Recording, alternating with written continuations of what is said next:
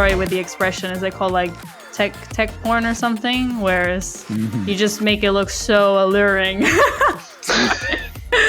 It just makes you excited.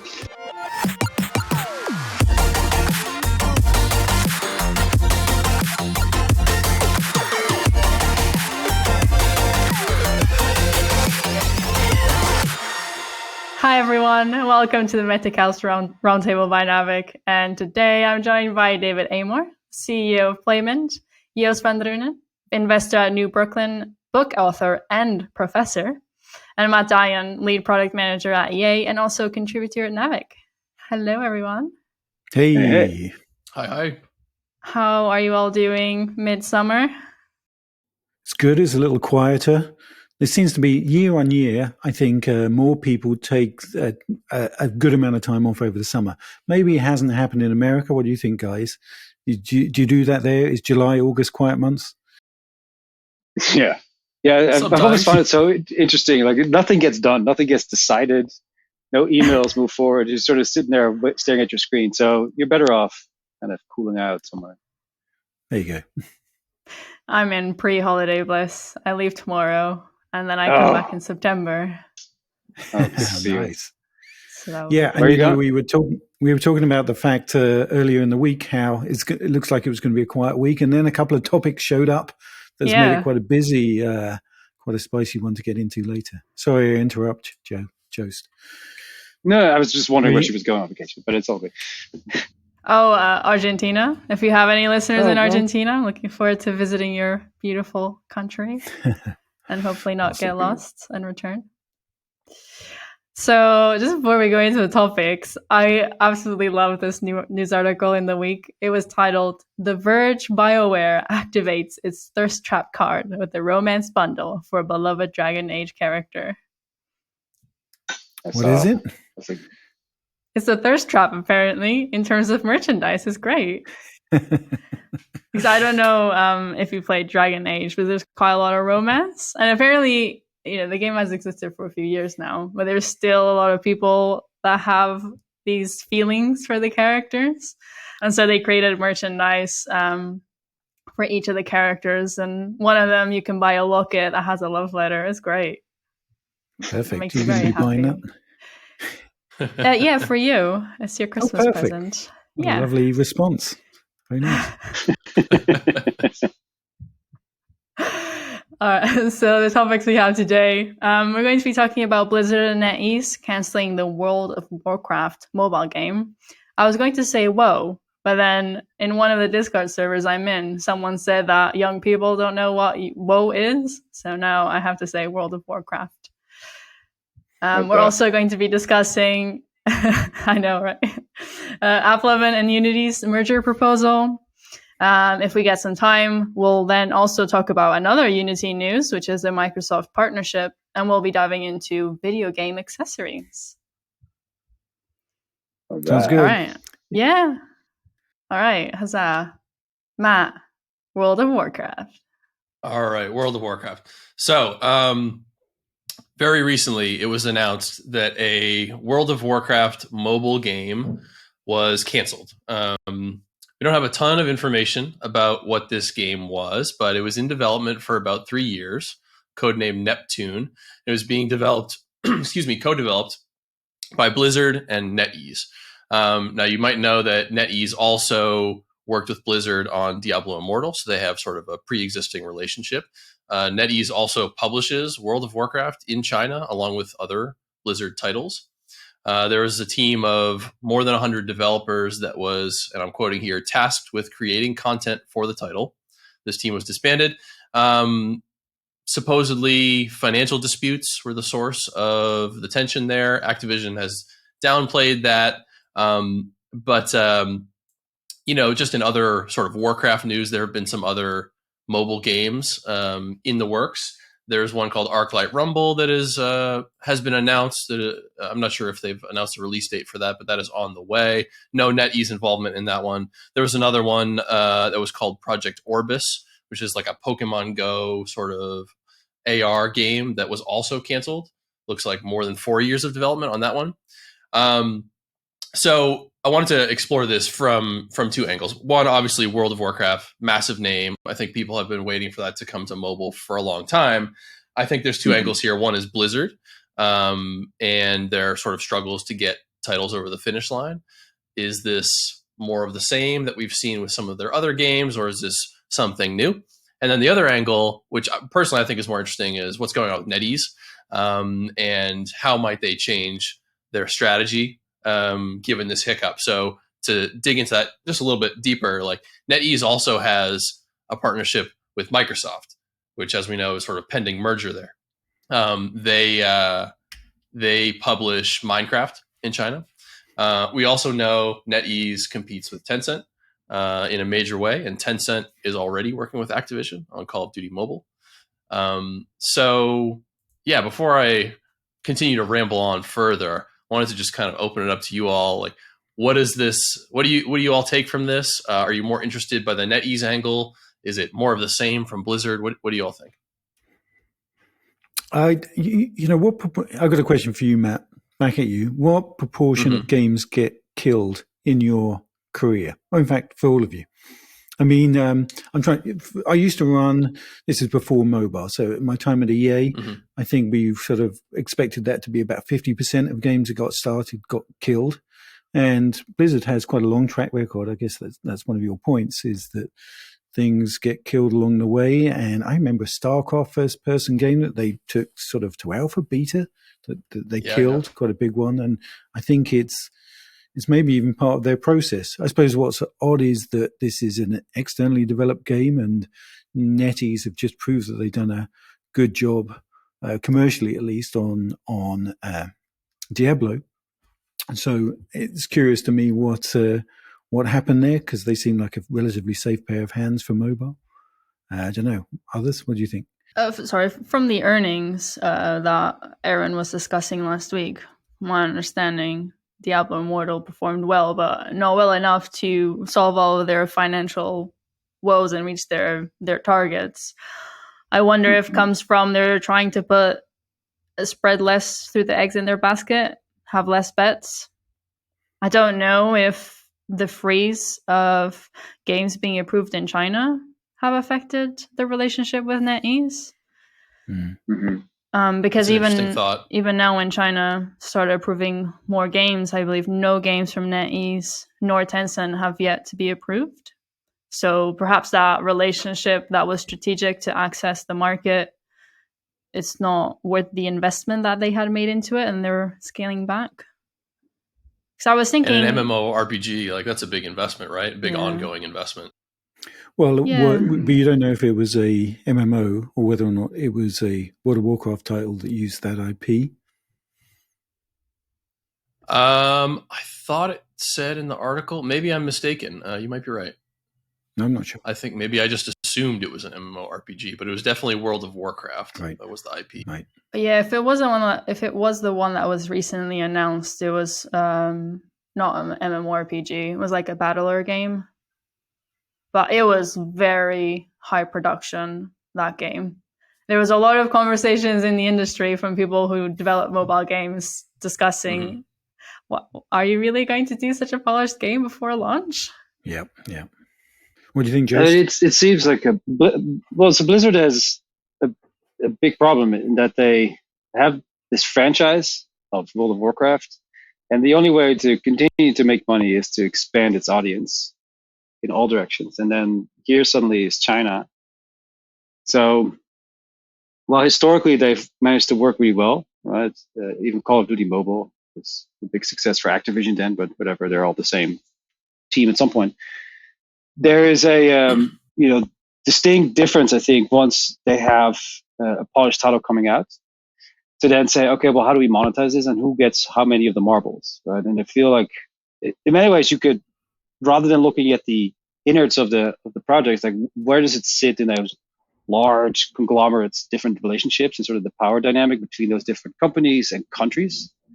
Is it a casualty of like some policy changes?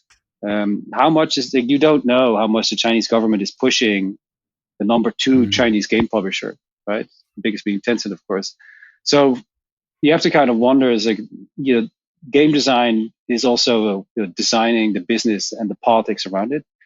It's probably just a bridge too far in some ways. Like NetEase probably gets a lot of trouble for working closely with Western companies, even though that's sort of a policy in that country.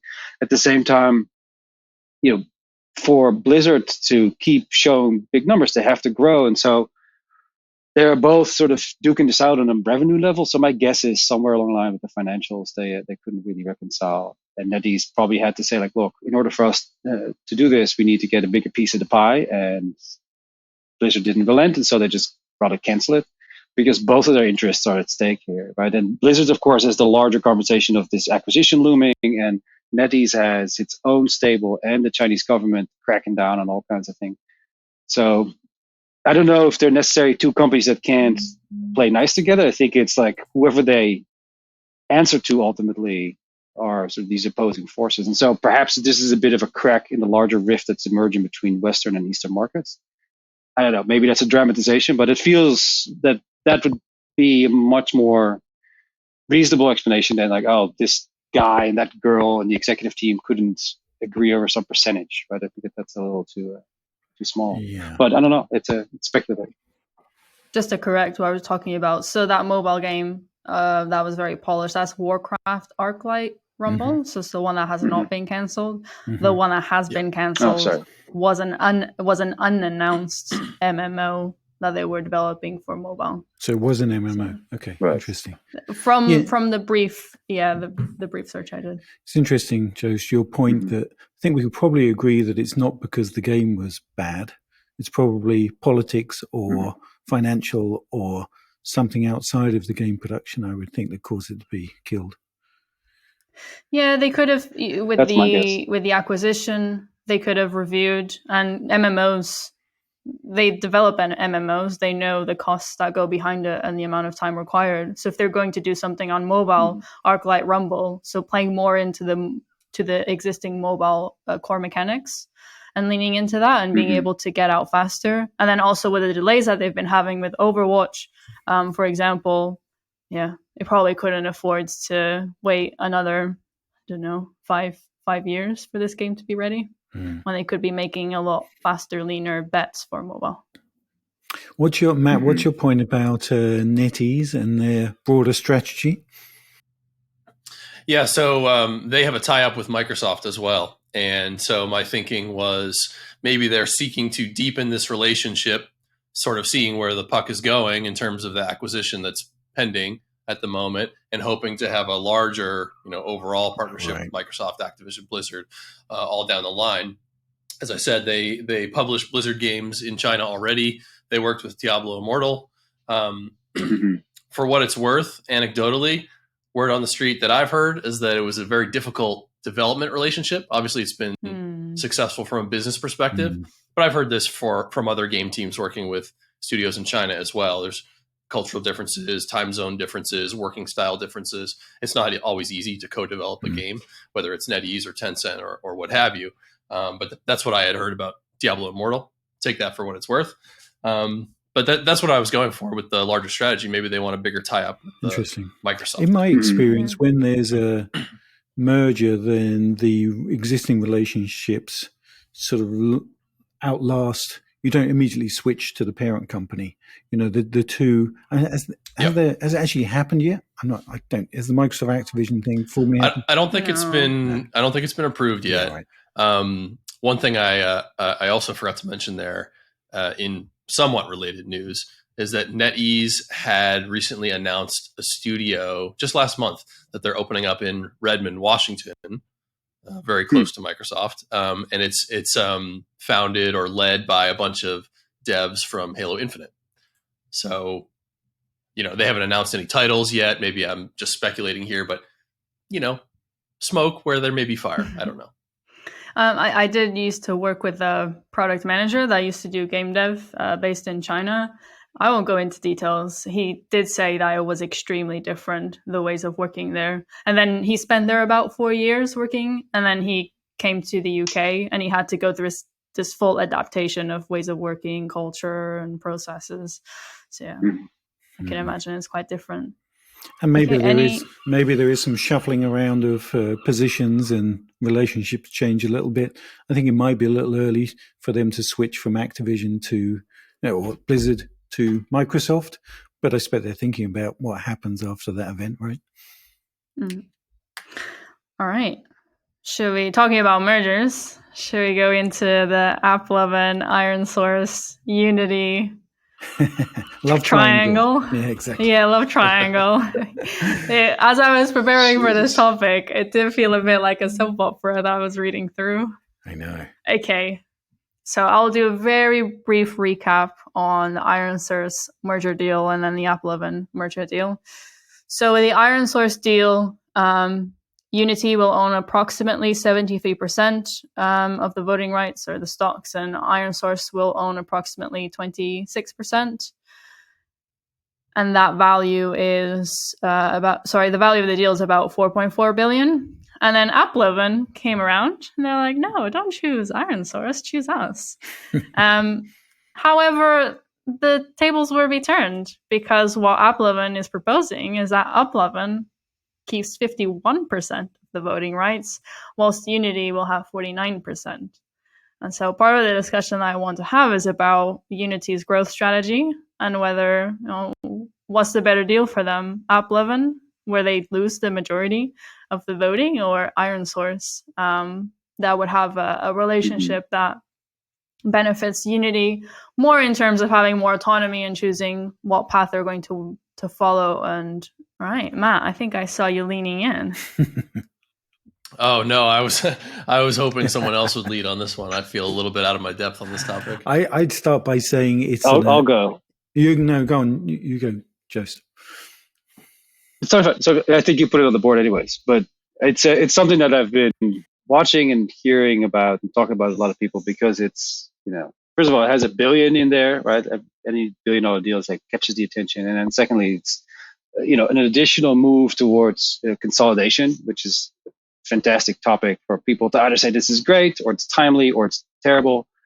And then there is the layer of advertising and in-game ads and sort of the wake of Apple changing its IDFA policies and how that impacts everything. And then there is, of course, sort of the set pieces like a John Riccitiello. It's like, okay, what's up with him? What's this guy all about? And to your point, what does this mean for Unity's direction? They set up this whole set of activities. They made acquisitions and investments in like non-gaming categories. Where do you go from here, right? And so, what's the driving force? And I think it all comes down to like, is the question whether or not advertising is a big enough piece of the business now that this all going to make sense, right? Yes, the privacy rules have changed, but it's also a more mainstream audience. Can you target those people? And then does that dilute? Because AppLovin really was a platform for advertisers and then acquired content and game studios, and sort of they stickered on creative shops on top of this ad machine. Whereas, in like a decade ago, like Machine Zone was like, it was an analytics company that then started making games, and I was never a fan. I think we discussed this last time too, but it's, sort of what's in the DNA of these firms that is ultimately going to be so great. And is that then also a proxy for a broader change in the industry? So there's a lot happening at the same time. But I would start with the love triangle, right? I mean, it's 3 large $1 billion companies, and ironSource is really the healthiest one by some measure. Yeah. Oh, sorry, David, you want to go? Yeah, I mean, first of all, it's an amazingly aggressive deal by AppLovin, or proposal from AppLovin. It's not really a deal; it's just putting something forward. But I don't know. There's a certain politeness that goes on usually with these kind of deals. But Unity announces it's going to acquire ironSource, and everyone's sort of assuming that's the new world order. And then you're not used to other companies saying, "Hey, don't do that. Shove that company out the way. Why don't we buy Unity?" And it's a real what? I saw a headline today where it says, I think Reuters run with the headline that AppLovin offered to buy Unity, and I can barely fit that in my brain. I've just got used to them acquiring ironSource. To me, they are, There's some odd things going on. Like, I think that for me, ironSource sort of got to its IPO valuation because it said it was going to really develop these other verticals of automobile and architecture. I was never particularly bought into that. I mean, I understand why you might say it in order to justify that IPO price, and subsequently it's gone down a lot. And I don't know how many of the acquisitions they've done subsequently to create those verticals, but really I think most people see Unity as a games company. And certainly AppLovin, I don't think AppLovin ever talked about doing anything outside of games. And if anything, to your point, Joost, they are going further into games insofar as they're actually creating content. They have, or acquiring content. Last time I spoke to AppLovin, that was the main thrust of what they were doing, is moving from just being an ads company to mostly being a content company with ads.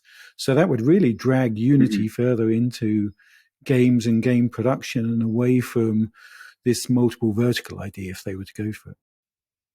Yeah, AppLovin recently separated the game development from their ad mediation product, though. So they were going in a different direction. Now they've done a bit of a U-turn. So the way that I see this is that, so AppLovin, I didn't say the proposal that they're doing is 20 billion in value, so 4.4 billion against 20 billion. Even that is impressive in their non-binding proposal. So AppLovin's market strategy has been quite aggressive in the sense that they're acquiring and then they're making a lot of payments to game developers to move to their product. So for example, they acquired Mopub and then they made a lot of payments to get the developers to then use their AppLovin product. And I see this as a way to continue dominating the market, where they see ironSource potentially going into this merger deal. And we talked about in a previous episode of the data that Unity could have and the how it could support the ad mediation platform development. And so maybe AppLovin saw a threat that they could resolve with money, and that's what's leading them to do this. I'm going to make a bit of a bold prediction, putting myself here on the line. I believe they will continue to go with ironSource and not accept the AppLovin deal.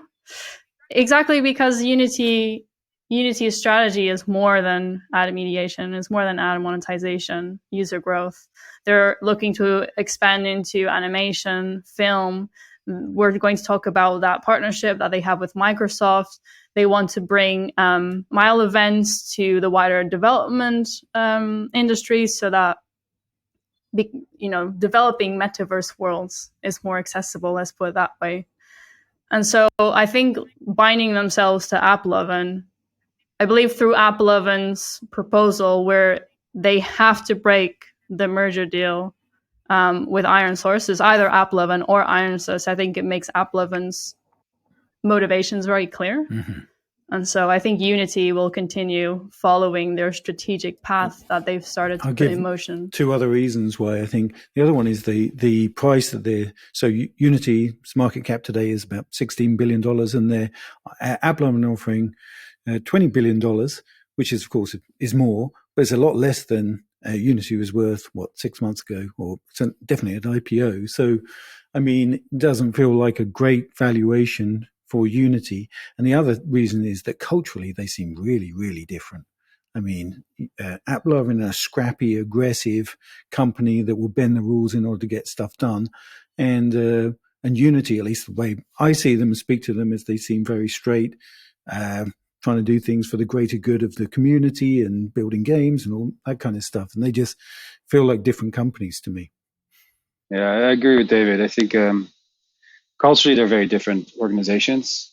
And, just the math of the deal doesn't make a lot of sense, right?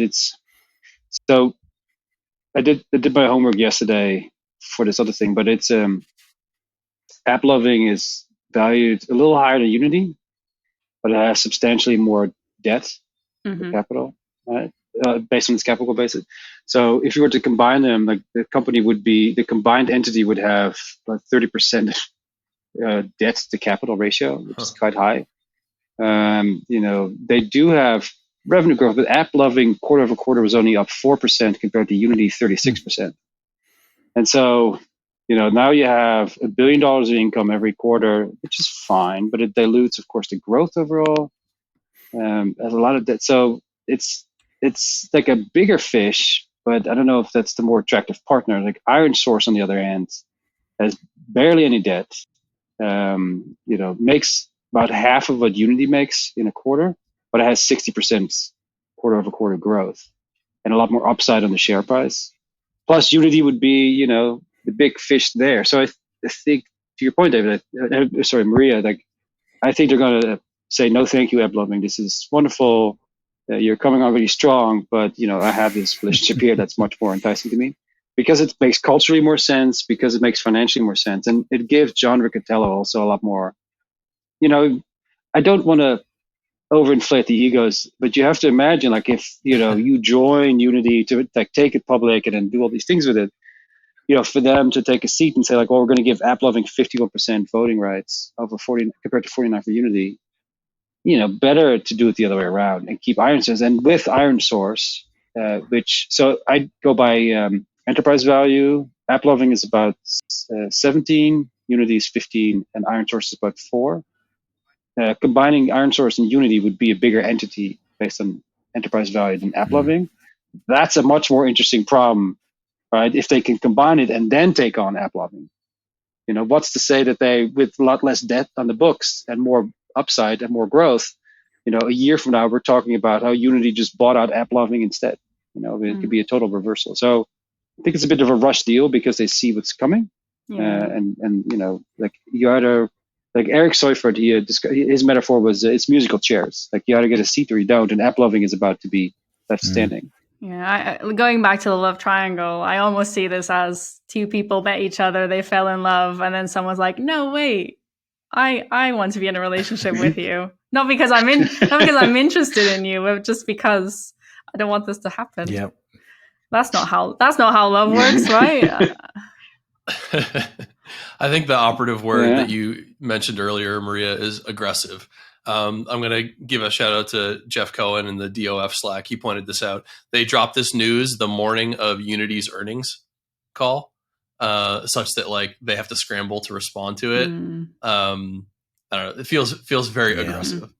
Yeah, I wonder whether, all of this sort of super aggressive maneuvering feels similar to me like the Elon Musk Twitter deal, non-deal, whatever. Maybe we're into an age of people just sort of posturing and saying, well, I'll buy your company for $20 billion. No, I'll buy yours. Like, it doesn't, historically, I've got no experience of that sort of thing happening. We now live in an age where people can tweet something and shake things up without a ton of negotiation beforehand. It's weird. Okay, I think we'll take a little break from Unity before diving into the partnership with Microsoft. And we'll take a little bit of how do you call it when you want to get to a destination and then you go to see some sites and then you go back. Yes, diversion. Okay. Great. This is when you realize that I'm Portuguese. All right, Joost. What do you have to tell us about video game accessories? So accessories, I think, is this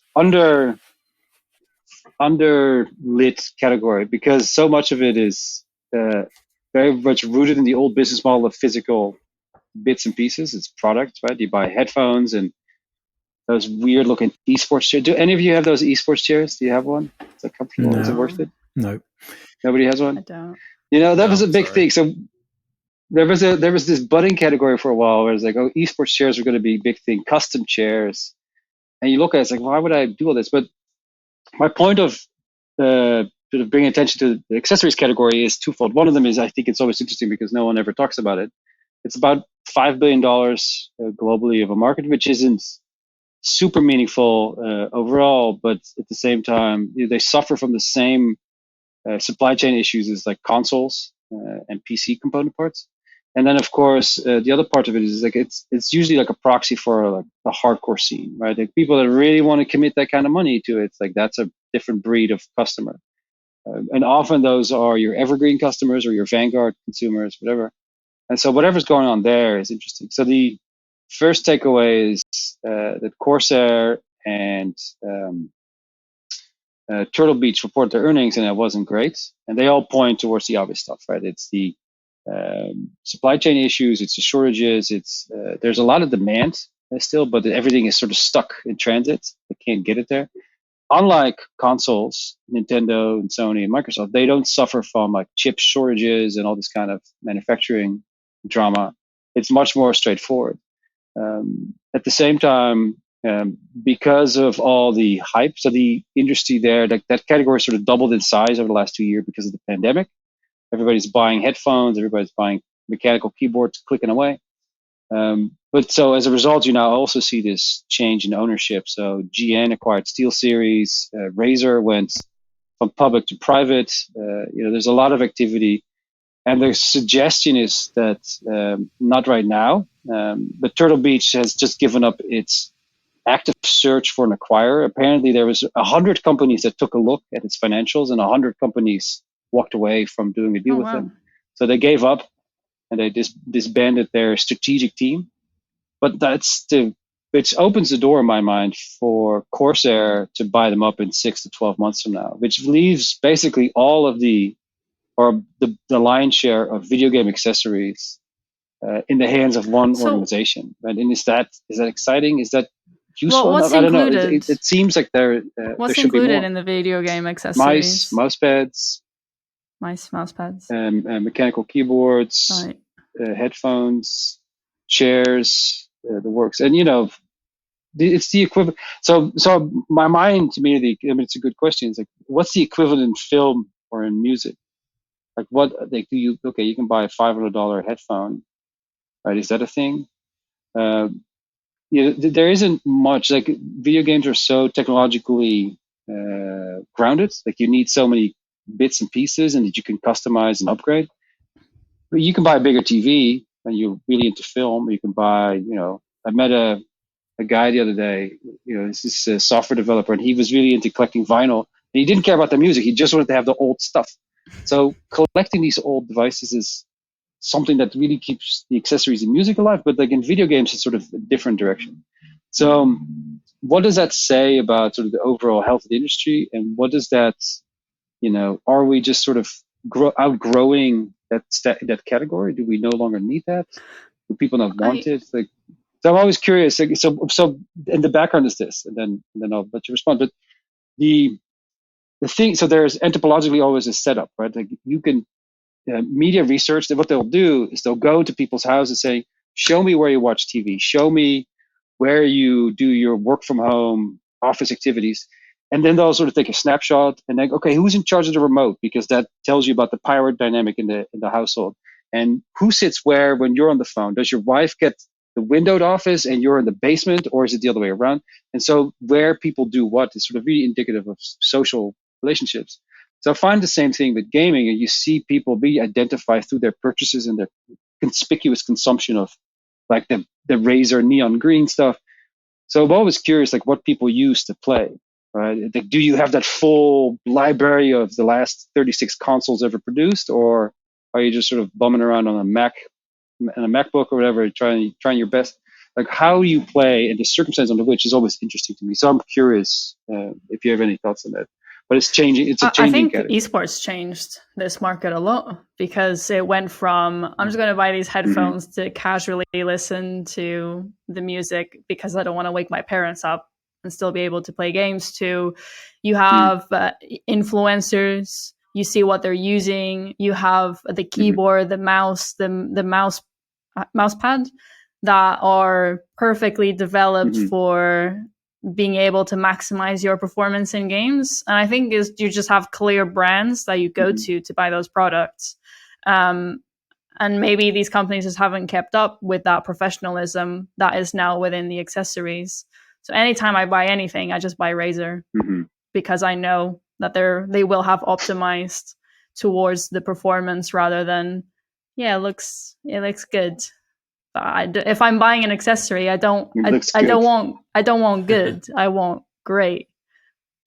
So that means that you're not building your own. You're an end user, not a power user. I was a power user.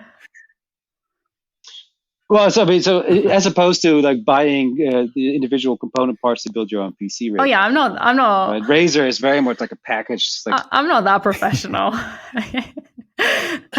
I'm not putting you in a spot. I'm just saying. No, I have a stealth book. Love it. I think it's good. I'm not a power but user. It emphasizes performance. What about you, Matt?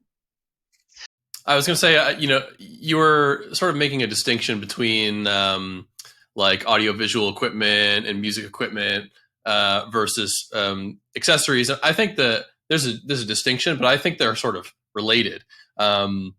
I recently was exposed to this because I've been thinking about getting a new keyboard, and you can actually go quite deep on keyboards and like all these different switches and like, you can go really deep in these like kind of hobbyist areas. I think probably the same thing exists, certainly in PC parts, probably in other areas like headphones, you can certainly go really deep in. I don't know about chairs. You've kind of exposed all of us as not having our esports chairs and kind of being phonies on the call here. But I imagine there are chairs that are quite customizable for gaming purposes.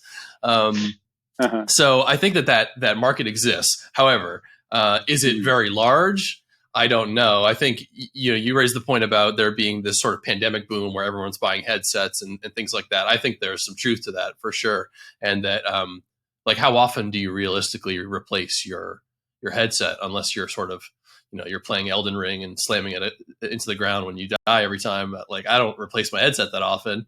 So that's one thing. And then the other maybe point or two is like some of it will be held by people that companies that don't operate exclusively in this space. So for example, Microsoft makes like a pro version of their Xbox controller. I imagine Sony does something similar. I think Nintendo does something similar for their Switch controllers. So that's one thing. And the other thing is when we talk about PC, gaming accessories, they can work for other use cases on your PC. So like you can have a gaming headset that you use for your Zoom calls at work, or same thing with keyboard, mouse pad, what have you. So there's a bit of crossover there. I believe Sony, I was just confirming this, Sony in June confirmed that they were announcing a gaming accessory brand for PC because they want to gain more brand awareness by being able to use their products there.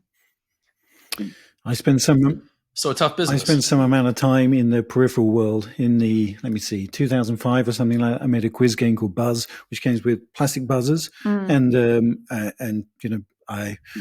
we built that with Sony. Sony handled the manufacture of those, but it's a completely different world. Here are some things that I found out. I remember thinking that the expense of making our game was really with us, and the thrust of making this quiz game was with us, until it was pointed out that I think there was a purchase order for maybe 2 million sets of buzzers at a cost of goods of maybe $6 each. So by far, the commitment from Sony was far, far bigger on the buzzers. Like if that game didn't work out, they were just burying these things in the desert.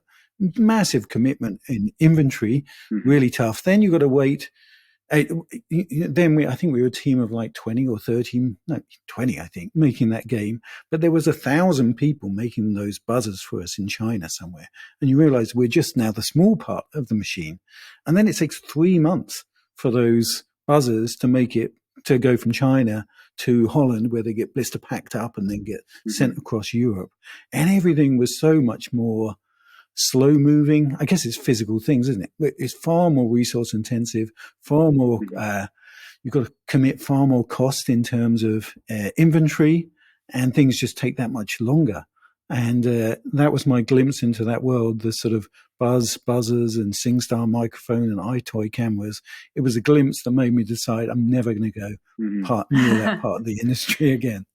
Yeah, I learned that lesson when I worked in the industry of food product development. Stock management is not something we need to do now with digital products that we develop. I'm going to take a bit of another detour because I used to play Buzz so much when I was younger. That would be the birthday. Everyone's birthday party would always have Buzz. I was just curious, how does it feel anything to know that so many people in the world had fun coming together and playing Buzz? I can't even wrap my head around working on a game of that kind of scale. Yeah, I think there's about 12 million copies of Buzz sold, and it was the sort of game that loads of people played. It had 4 controllers, and so I'd run into a lot of people and say, And I say I work in the games industry, and they said, well, what do you work on? I said, I probably wouldn't have heard of it. And they said, it's something called Buzz. Oh, yeah, we all know Buzz. And, it's one of those games that made it past the games industry, which was nice. Same with SingStar, same with Guitar Hero, those kind of things. It was, what I would say about those peripherals is that they really were a big facilitator in reaching a wider market. So, did you work on SingStar? Say again? Did you work on SingStar? I did some SingStar. Most of it happened in Sony London, but we did a couple of SKUs for them. Yeah, there we go. Yeah, cause when I was a teenager, I did competitive swimming. And so I'd spend a lot of weekends away from home, and we would always bring us SingStar microphones, PlayStation. And that's what we do on the weekends. We just do SingStar. Bring a PlayStation 2, buzzers, SingStar mics. You got a party right there. That's awesome. Sorry. Should be a travel pack, just all in one. How does anyone want to add something to the peripherals, the accessories? I think we took it on a diversion of a diversion, so so maybe it's time to bring it back to Unity. It was a nice vacation from the usual Unity talk. We'll go back to it now. Yeah, I was wondering if Joost was going to say that he's a power user of accessories, building his mouse. I'm not. That's why I'm always trying to learn. Okay. My seats. So back to Unity. Here we are again. Microsoft and Unity partnership. We discussed some of the intro into this, so I'll just quickly skip through and just mention things that are now unique to this new discussion. Okay, so early in the week, Microsoft and Unity, they announced a partnership, and I'm going to quote, "They selected Azure as its cloud partner for building and operating real-time 3D experiences from the Unity engine." And when I read this, I realized I have no idea what real-time 3D experiences are. So I will break that down a little bit further. So real-time 3D assets mean that they're fully interactive, and they're going to include 3D models like environments. It can be an entire virtual world that can be rendered very fast, so just blink of the eye. And when we say it's real-time 3D assets, it's also engaging and immersive because you can interact with it. It's not like static content. And so if we look at Unity's strategy, I think part of this partnership is further leaning into their goal to capture part of the film and animation market in terms of that development. We saw that they acquired SyncSketch, which is a workflow for visual effects and animation. I'm going to walk through in a little bit what the cloud allows for the development of these kind of assets. They're also looking to the end-to-end services for game developers. So we saw with ironSource, so ad mediation, user acquisition, app monetization. They're expanding into new digital experiences, mentioned earlier the miles, but also just general expansive virtual worlds that you could call a metaverse. I even found a tutorial online that was called How to Develop a Metaverse with Unity. So that's just becoming a thing now. And in terms of what the partnership brings to Unity developers of having a cloud partner for these real-time 3D assets, it enables the creators to more easily reach the audience of Xbox and Windows PC, and it should accelerate onboarding their products onto, for example, the Xbox Cloud. And it also has a bunch of DevOps tools that would just be better hosted on Azure or another cloud solution, like version control system. It allows, I think it has greater integration with Parsec, which is a tool that allows synchronous access to a computer. So especially for artists where you have very large files, it's not really feasible to transfer them between computers. Everyone can be working in the same place. And so I'm just quickly going through. I don't want to repeat what we already discussed. And I think from Microsoft's perspective, they're keen to bring tools to creators beyond games to create non-gaming worlds. And I think this partnership is a great alignment between company strategies and enabling the accessibility through Unity. So I think my first... Oh, sorry? Yeah, no, go on. Go ahead with the question. I was just wondering, where are Apple and Amazon in this race? But feel free to comment on another angle if you want to start from there. I'm trying to work out, I find it hard to get excited about this story. And no offense given for, selecting this, but, what is, there's some sort of partnership that enables a slightly improved set of tools to help people outside games develop stuff. It doesn't seem to have much meat to it. Or at least, maybe it's in the way that it's been described, but it's not. I don't see how other people would suddenly say, "Oh, awesome! Now that Unity have done that deal with Microsoft, now I can do that thing that I could never do before." And as a metaverse builder, great, off I go. It just doesn't. Maybe it results in something interesting, but in and of itself, I don't see what's exciting about that. Why it's different from other type initiatives. My heart aches, Matt. I was going to mention, one company we haven't discussed today, which I think is kind of the elephant in the room here, is Epic Games. And Unity is, in a bit of an arms race to keep up with Unreal Engine and all the acquisitions that Epic has been making in that area. Maria listed off some of the acquisitions and tools that Unity has been working with, like they have Weta Labs and things like that. Epic Games has made a number of deals in that space as well. And so to me, as an outsider, feels like a bit of a tech arms race. Who can have the most robust tool set for developers and create the most lifelike digital experiences? That's what it feels like. Mm-hmm. I agree. I think maybe we don't feel excited because we're not tech artists. But I was speaking with someone who is into this, and they seemed very excited about the potentials, especially with the parsec, because it's very hard to collaborate with such files, and especially with the world becoming more and more realistic in terms of what we're developing regarding art, the ability to create accessibility for developers to create these expansive, engaging, non-static virtual worlds, that just feels like where we're going. And I think seeing the game engine companies leaning into giving more tools to developers reduces the barrier of entry to do a project like this. And I think ultimately that will be better for the end user, because the more people developing projects, the more competition there will be. And so the more investment in building great products. I mean, I like the term arms race. I think it was you, Matt, who said it, but it's the, but it's a very friendly, amicable arms race. Yeah. That, right? And Unity seems to have finally now betted Microsoft, but in 2019 it was Tencent, in 2018 it was Google. They've been working together with these massive platforms and announced partnerships around them. So it's in Unity's interest to be part of everybody's ecosystem and have some role in the development of games or other content. Second piece is for me, and this is, so I was an advisor on to Parsec during its acquisition and the lead up to it, and it's interesting to see how they sort of imagined how that would go.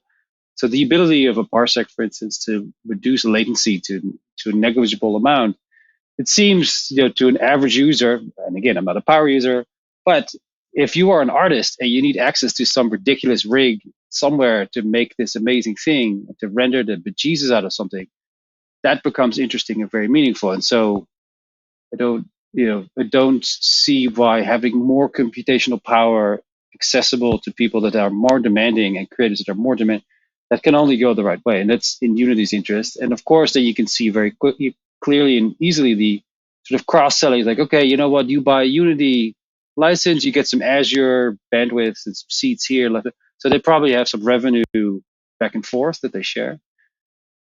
So that's all very exciting. It's sort of like, it's a bit of a brick in the road towards something much greater, but it makes a lot of sense. It's, I guess, maybe, and I don't want to derail too much, but so the AppLovin thing that we discussed earlier, like they would have to abandon a lot of this stuff because this is all non-gaming activity. This is all about architecture and design and whatever things far beyond gaming. And AppLovin would totally push them in the other direction or pull them back into it, however you want to put it. So I don't know how that balances, but I do think it makes sense. It's a bit of a non-event, to be honest. Like they should be working with Microsoft, absolutely. So is that good? Well, And part of maybe why I'm not getting excited about this story is that interesting point, Matt, if you compare it with what Epic do. So when Epic say, here's UE5, And they did that scene in the desert where they built these rocks and canyons. You remember all that the demo? triangles? Like we can all immediately remember it. By way of contrast, here's a press release where I'm struggling to understand what it does. So I think that they have different ways of describing what they're doing and why that's interesting. The two, I mean, they're not completely similar, but they have some similarities. Yeah, very different approaches, though, right? Like I get the sense that Unity kind of goes broad and then tries to go deeper, whereas Epic Games, Unreal, they go very deep on games and they try to expand into other categories. Like they've already gotten into film and television. It could come from leadership style as well. That is such a good point. Like that comparison with Unreal. Yeah, Unreal make this extravaganza, just what they call it. I don't know. I'm sorry with the expression. Is they call like tech porn or something? Whereas you just make it look so alluring. It just makes you excited.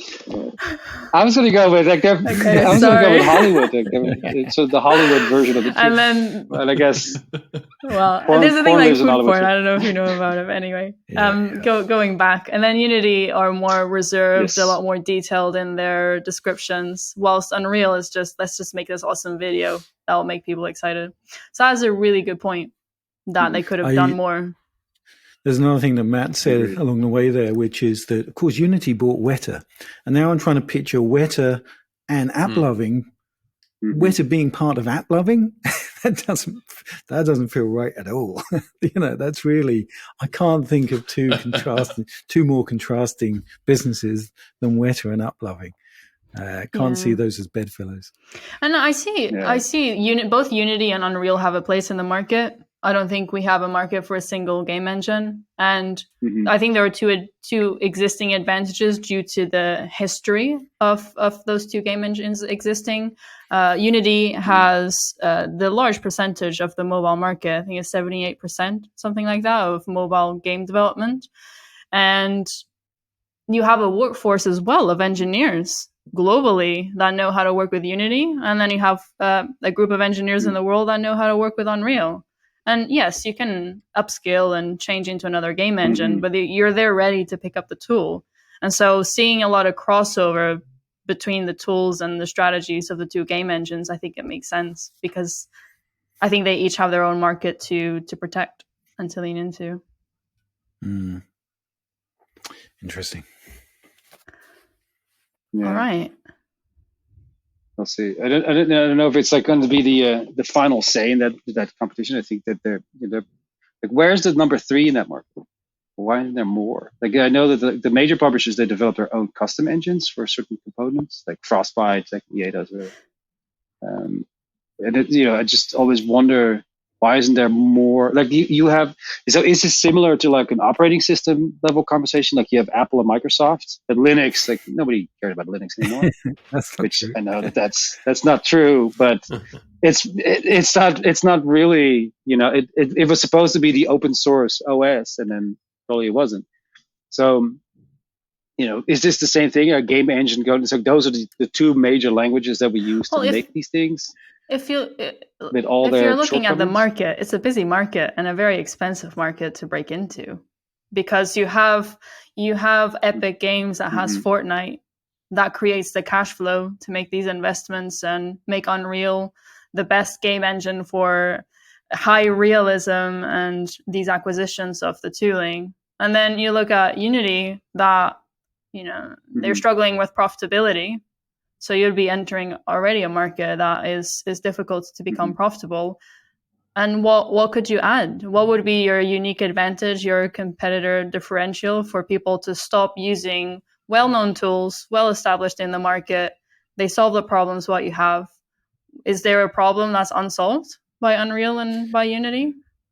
And Unity doesn't make that much money from the engine side anyway. I forget what it is, like maybe a quarter or a third. Most of it comes from the ads. I just don't think there's just a limited amount of people that want to license a game engine. I used to go and visit a lot of game developers, like in the mid-90s, where if they had their own proprietary engine and it looked great, then that would be a big tick in the box. But by the end, I did that for about 5 years. And toward the end, if they were still running on a proprietary engine, that would be a cross in the box. I mean, it really, in that period of time, the advantages of using your proprietary engine was just fading away. And it'd be more of a burden to try and maintain something that competes with something that has an army of developers keeping it up to date and bug free and suitable for purposes. So it doesn't seem to me. I think maybe an engine is a springboard into another business, which is maybe what Unity have done and maybe Epic have done as well. But maybe it's not that attractive a business in and of itself. To me, the one place I could see maybe there being an opening in the engine market is like low code or no code solutions. And that's where you have things like Roblox start to come into play, or like there's a company called Core or Metacore, I forget exactly what they're called, that Epic has invested in, but they're also meant to be like a really casual game development tool engine, whatever you want to call it, but you're sort of at that point it's kind of borderline UGC engine with the emphasis on usability and not necessarily like a professional or prosumer level.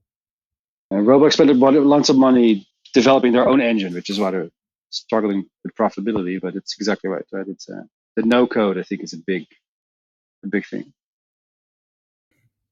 Yeah, and you see a lot of big game companies now also deciding to move away from using their proprietary engines and just use a solution like Unreal. I think the value proposition of, do you need a team of 100 people or more developing a proprietary game engine, that anytime you want to add a new feature, well, that's another feature that they need to put into their backlog, and you gain these dependencies instead of using a third-party solution that solves the grand majority of problems. Even more nowadays where games are becoming a lot more expensive to produce, any costs that you can cut to focus on what can I do that delivers unique value to the product that I'm delivering. And that will be like the game design, the essence of the game, and not particularly the game engine. Right.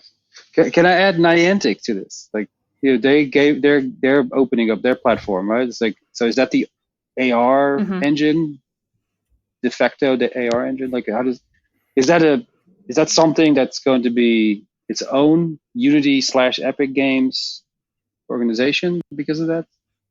Are they, so only when technology sort of jumps do we get the opportunity to build new engines? Like, how does that fit?